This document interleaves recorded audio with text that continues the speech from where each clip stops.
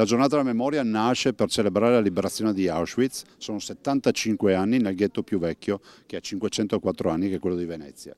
Non dobbiamo dimenticare, dobbiamo batterci contro il negazionismo che corre in rete e che raggiunge molti giovani. Combattere il negazionismo e far crescere le nuove generazioni ricordando ciò che è accaduto è fondamentale per il governatore Zaia, che ha preso parte alla cerimonia nel ghetto ebraico a Venezia in occasione del Giorno della Memoria.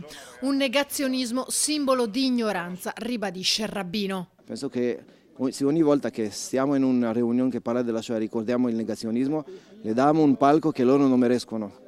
Okay? È come dire, c'è una persona nel mondo che dice che Parigi non esiste e facciamo di questo una cosa pubblica.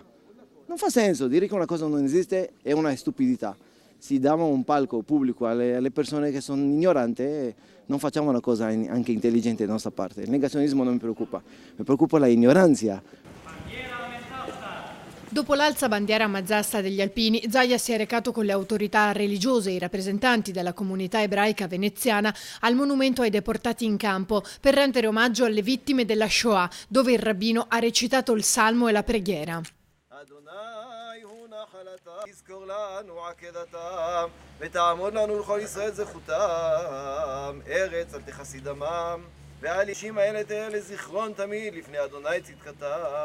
Presenti anche il presidente del Consiglio regionale Ciambetti e vari consiglieri. Proprio nei giorni scorsi hanno votato un progetto di legge con lo scopo di prevenire e contrastare fenomeni di antisemitismo. È una legge che impegna l'istituzione ed è l'istituzione perché nel giorno della memoria gli ebrei sono d'aiuto, ma è l'istituzione che ha un compito di formare le coscienze, di essere vicina alle generazioni future e quindi il fatto di impegnare la memoria è un compito della Regione che la Regione sta assumendo in modo significativo. La missione è vedere i bambini ebrei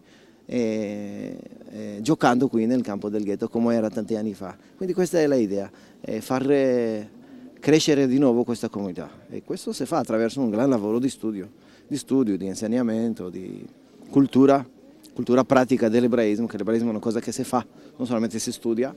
E questo è un po' della mia visione e spero con l'aiuto del cielo e delle persone di farlo.